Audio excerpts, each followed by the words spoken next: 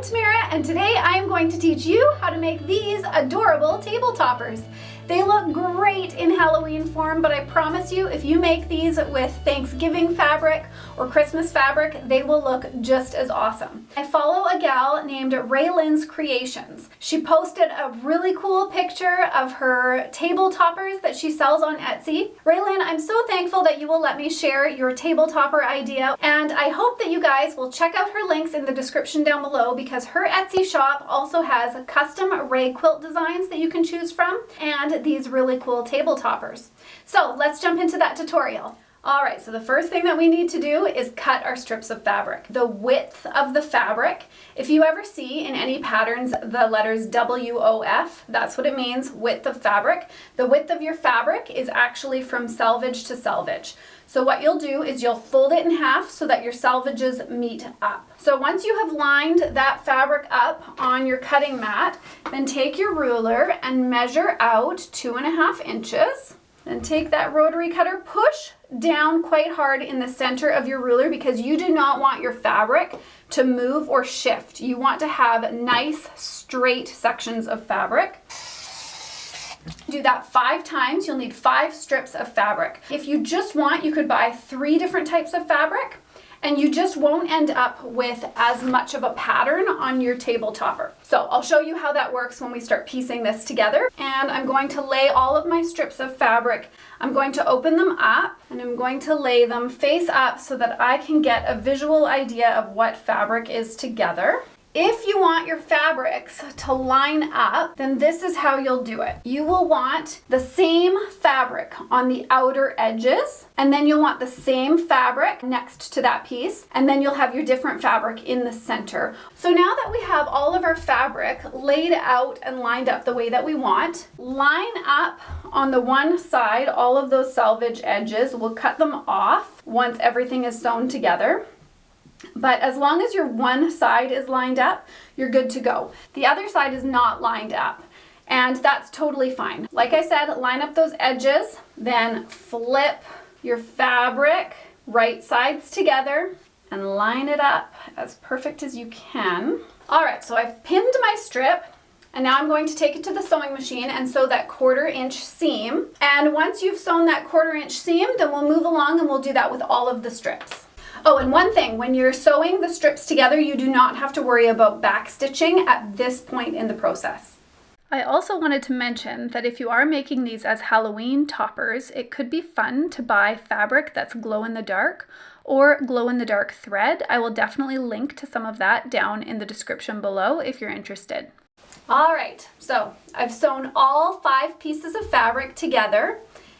And now I'm just going to take it to the iron, and I'm going to iron these flat. I want to iron them open because I want my dark fabric to lay on the dark fabric side and my light to lay with the light. So one thing to note when you iron, you want to press these pieces of fabric open, but you don't want to actually push and iron. So the difference between ironing and pressing, ironing, you're often pushing and moving the iron back and forth on your fabric. When you're pressing, you're actually lifting your iron up and then pushing it on the next piece of fabric, lifting it up, pushing it. So now that we have pressed our fabric, it's time to get to cutting out those triangles. We should be able to get 6 triangles cut at 60 degrees out of this piece of fabric. And now I'm going to line up the one edge along my cutting mat. Now I'm going to start measuring 60 degrees. So my ruler and yours should have these angles as well. I've got 60 degrees on both sides, and then it continues down the way. We want to use this one here. So we will line that along the edge of our fabric, and then we're going to want to match this ruler point to the edge over here. So I'll move it on over so it's as close to the edge as it possibly can be. Line up this 60 degree line to the edge of my fabric. Push down really hard on your ruler. My bottom mat is actually wonky, so I have to push really hard because I do not want my fabric to end up being cut wonky. Push down, cut, and this is just scrap. You actually don't need this piece here. And now you're going to move on to create your first triangle. So move your ruler, don't move your fabric. move your ruler so that that other 60-degree line is along the edge of your fabric, and then you will cut this line here. All right, so we've got our first triangle. So what you can see is we're making an upside down triangle, then a right side up, and we're gonna go along back and forth all the way down our strip of fabric so that we will get 6 triangles in total. All right, so now we have our 6 triangle pieces and it's time to piece them together. We're going to lay them out, and as we lay them out, we'll watch our pattern, especially if you did 5 different pieces of fabric. Make sure that your triangles are every other.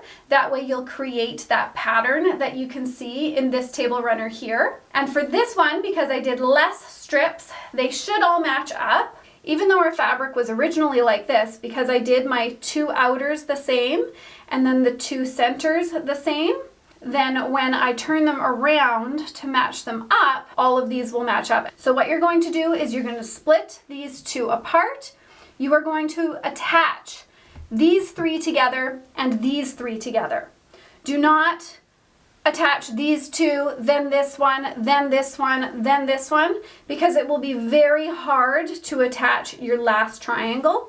So instead, we're going to attach these 3, then these 3. We'll just lay it on top of each other. We'll line it up and we will sew that 1/4 inch seam on this side.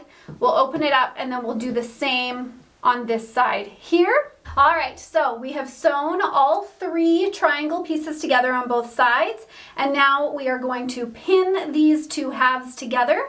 That way we can sew our 1/4 inch seam all the way along this edge.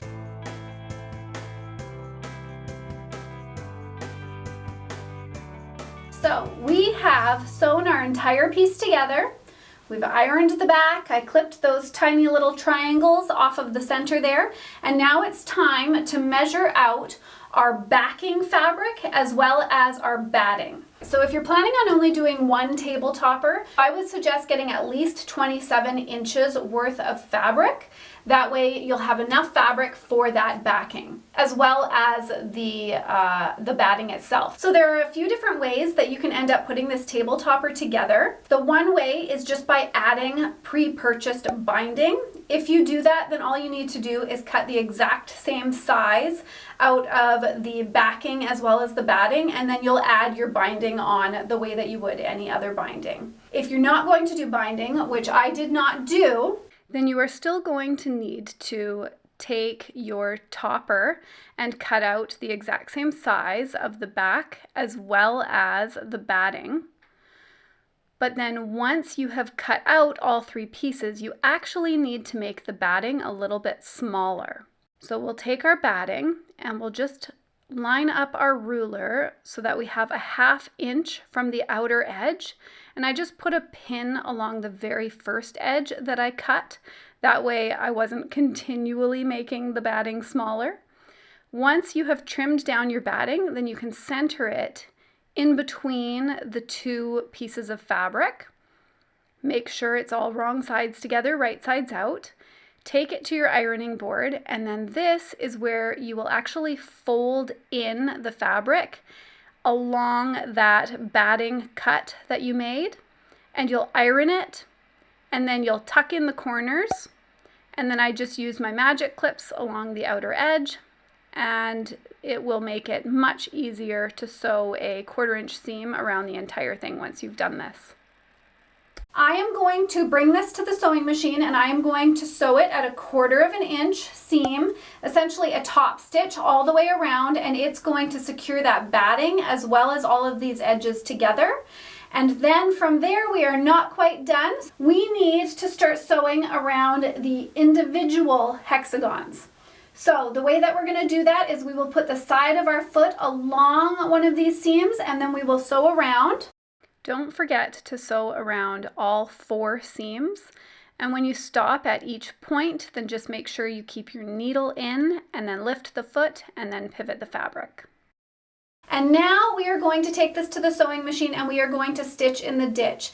That literally means you will just take your needle, you'll center it right in the center of your seam, and you're going to go very slowly so that you don't pull yourself out of the seam. and you're just gonna go down the center all the way across, all the way to the bottom. So I'm gonna take this to the sewing machine one more time and do those 3 stitch in the ditch lines. And that, my friends, is how you make an adorable table topper. Please check out Raylan's Creations. I have her Instagram link as well as her Etsy shop link down in the description down below. And as always, please subscribe, click that notification bell so you don't miss a thing, and click that thumbs up button if you like this tutorial. Next week's tutorial is going to be adorable little petal gift bags so we can start getting prepared for Christmas. All right, I hope you guys have a wonderful day, and I'll see you next time. Bye!